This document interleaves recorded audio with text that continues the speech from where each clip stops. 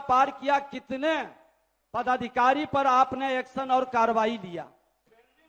माननीय मंत्री जी, महोदय महोदय माननीय मंत्री जी, महोदय, जो नेता प्रतिपक्ष दो चीज पूछे हैं, आपने तो पहले जवाब दे ही दिया है, लेकिन जो लंबित है उसके संबंध में आप बतला दीजिए।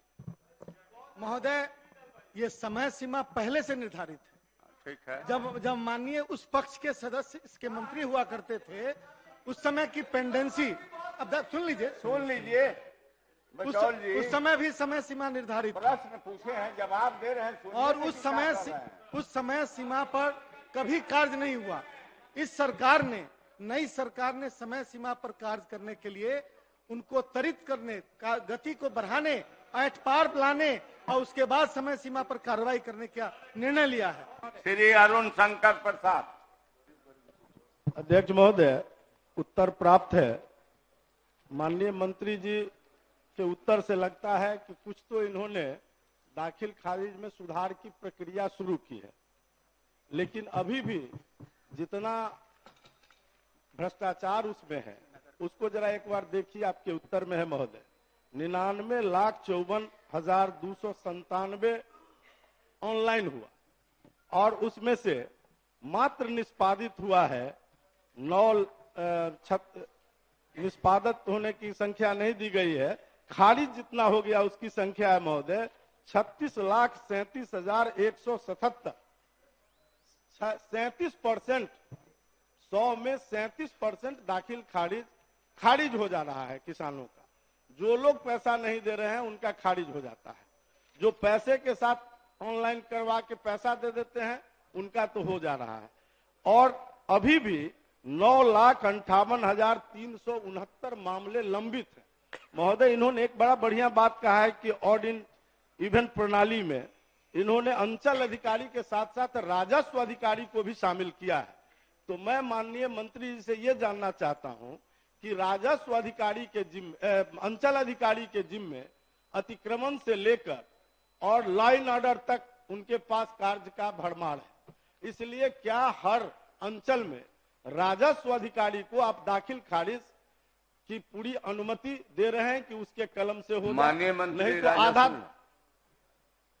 माननीय मंत्री राजस्व विभाग। महोदय, माननीय सदस्य ने जो प्रश्न उठाया था, पहले अक्सर उस पक्ष से यह प्रश्न हुआ करता रहा होगा कि इतने मामले लंबित हैं और काम आगे बढ़ ही नहीं रहा है।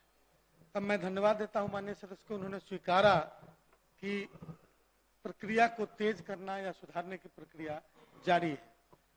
यह बात सही है कि पिछले दिनों में कई महत्वपूर्ण निर्णय लिए गए जिसमें आम जनता को सुविधा हो सके। उसी क्रम में लंबी जो पेंडेंसी थी, जो लंबित मामले थे, उसके निष्पादन के लिए और ये जारी किया गया था 5 प्रखंडों 5 अंचलों में सैंपल टेस्ट के तहत अंचल अधिकारी और राजस्व अधिकारी को ऑड इवन बेसिस पे दाखिल खारिज का टेस्ट लिया, ये सैंपल लिया गया था और उसके सफल होने के बाद पूरे राज्य में अब अंचल अधिकारी के साथ साथ राजस्व अधिकारी को भी ऑड इवन के आधार पर दाखिल खारिज और अन्य कार्यों का अधिकार दे दिया गया है। इसलिए यह कार्य बहुत ही महत्वपूर्ण था और बहुत सारे मामले लंबित थे। यदि पिछले आंकड़े दिखाए जाएं तो मैं समझता हूं कि बहुत बड़ा आंकड़ा बिहार में था जो लंबित था। अकेले पटना में लगभग 16-17 हजार पेंडेंसी पटना सदर में थी और ये सारे मामले बहुत तेजी से निपटाए जा रहे हैं। पटना में तो राजस्व पदाधिकारी को 2 राजस्व पदाधिकारी की नियुक्ति की गई है और उनके जिम्मे भी दाखिल खारिज का कार्य दिया जा रहा है ताकि उसे एट पार लाने में हम तीव्रता बरत सके। और उसके बाद जो टाइमलाइन फिक्स है, जो समय सीमा निर्धारित की गई है, उस समय सीमा के अंदर उनको दाखिल खारिज करना होगा, लेकिन उसके लिए एट पार लाने के लिए थोड़ा समय दिया जा रहा है ताकि सारे पूरे राज्य में अंचल अधिकारी और राजस्व पदाधिकारी मिलकर उसको एट पार लावे। इसलिए इसमें first come first serve system लागू किया गया है। अब कोई भी पिक एंड चूज के आधार पर दाखिल खारिज नहीं किया जाएगा। तो ये सारे डायरेक्टिव्स जारी हो रहे हैं, लागू हो रहे हैं और उस पर काम हो रहे हैं। बात रही भ्रष्टाचार की, खुली चुनौती है। यदि आप माननीय सदस्य के पास कोई साक्ष्य हो तो लाभे, स्पॉट सस्पेंशन होगा उनका, स्पॉट सस्पेंशन। ये कार्रवाई सरकार इसके लिए बिल्कुल प्रतिबद्ध है। और साक्ष्य के आधार पर यदि बात करें तो मैं दावे के साथ कह सकता हूं कि पहले जितना भ्रष्टाचार अनुमानित रहा होगा उससे कई गुना नीचे भ्रष्टाचार होगा, यदि होगा भी तो। मैं इसके लिए माननीय सदस्य को आश्वस्त करना चाहता हूं।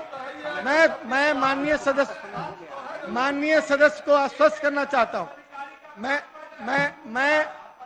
मैं पता क्या लगा, मैं वही तो बोल रहा हूं। माननीय सदस्य, जिसकी शिकायत आ रही है, जिसकी शिकायत महोदय शिकायतें आ रही है उस पर सख्त कार्रवाई हो रही है। 18 से भी अधिक अंचलाधिकारी निलंबित किए गए हैं महोदय। और इस आधार पर सरकास्टिक कमेंट करना सरकार पर कि भ्रष्टाचार की बलिवेदी पर चढ़ा हुआ, ये बिल्कुल गलत है महोदय। माननीय सदस्य श्री अजीत शर्मा, अध्यक्ष महोदय,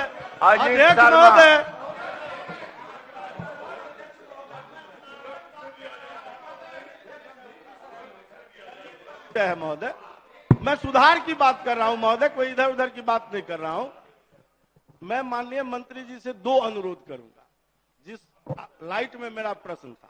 एक तो मैंने इनसे आग्रह किया और जानना भी चाह रहे हैं कि राजस्व अधिकारी और अंचलाधिकारी दोनों को एक ही अंचल में करने का अलग अलग जिम्मा दे दिया, जिसके कारण आपसी तनाव हो रहा है, दोनों के अंदर मनमुटाव हो रहा है। इसलिए अंचल अधिकारी को आप खत्म करिए।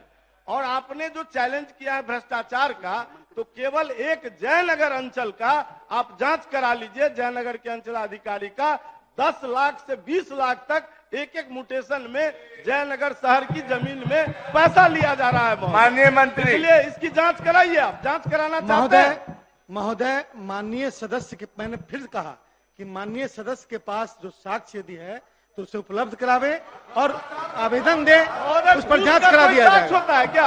अरे आप ही मान लिए घूस का कोई साक्ष्य होता है क्या? आप बैठ जाइए ना, बैठ जाइए। आप जांच कराइए, मिल जाएगा आपको। आप महोदय, वहाँ महोदय में छेड़छाड़ किया गया। महोदय, अनुमान और अफवाहों के आधार पर सरकार कोई कार्रवाई नहीं कर सकती है। यदि साक्ष्य हो तो उसकी जांच होगी। यदि वैसे सरकार विभिन्न जगहों पर औचक निरीक्षण और छापेमारी के माध्यम से ये कार्य कर रही है महोदय। इसके पहले जो माननीय मंत्री, आपने स्पष्ट कहा है कि साक्ष्य उपलब्ध कराया जाए, सरकार जांच कराएगी। और माननीय नेता प्रतिपक्ष एक आप हो गया, वो सरकार तैयार है। अध्यक्ष महोदय के आधार पर जांच कराएंगे। आप बोलिए। अध्यक्ष महोदय, माननीय मंत्री जी अपने जवाब में कहे कि समय सीमा तय है, तो हम जानना चाहते हैं कि क्या समय सीमा है और जिस समय सीमा के अंदर दाखिल खारिज नहीं हुआ 11 लाख पेंडिंग है, उस पर क्या कार्रवाई हुई है महोदय? और 37% महोदय, और सच्चाई है कि जो कैंसिल हो रहा है, जो चढ़ावा नहीं चढ़ाता है उसका कैंसिल कर देता है। माननीय मंत्री महोदय, पहले तो समय सीमा बताएं कि क्या समय सीमा है, और जो 11 लाख पेंडिंग है इसमें जो समय सीमा पार किया, कितने पदाधिकारी पर आपने एक्शन और कार्रवाई लिया? माननीय मंत्री जी। महोदय, माननीय मंत्री जी महोदय, जो नेता प्रतिपक्ष 2 चीज पूछे हैं, आपने तो पहले जवाब दे ही दिया है, लेकिन जो लंबित है उसके संबंध में आप बतला दीजिए। महोदय, ये समय सीमा पहले से निर्धारित है। ठीक है। जब माननीय उस पक्ष के सदस्य इसके मंत्री हुआ करते थे, उस समय की पेंडेंसी, अब सुन लीजिए उस समय भी समय सीमा निर्धारित, प्रश्न पूछे हैं, जवाब दे रहे हैं, और उस समय सीमा पर कभी कार्य नहीं हुआ। इस सरकार ने, नई सरकार ने समय सीमा पर कार्य करने के लिए उनको त्वरित करने का, गति को बढ़ाने, ऐट पार लाने और उसके बाद समय सीमा पर कार्रवाई करने का निर्णय लिया है। अभी सारे पदाधिकारियों को यह दिया गया है समय कि 3 महीने के अंदर पेंडेंसी खत्म करें और उसके बाद जो समय सीमा निर्धारित है उसके आधार पर भी कार्रवाई हो। अध्यक्ष महोदय, ये गंभीर विषय है। सभी अंचल के अंदर खुल करके भ्रष्टाचार चरम पर है। आप विशेष कमेटी बनवाइए और ये मामला पिछले बार से लेके अभी तक कई जगह कई विधायक के पास ये सारा विषय आता है।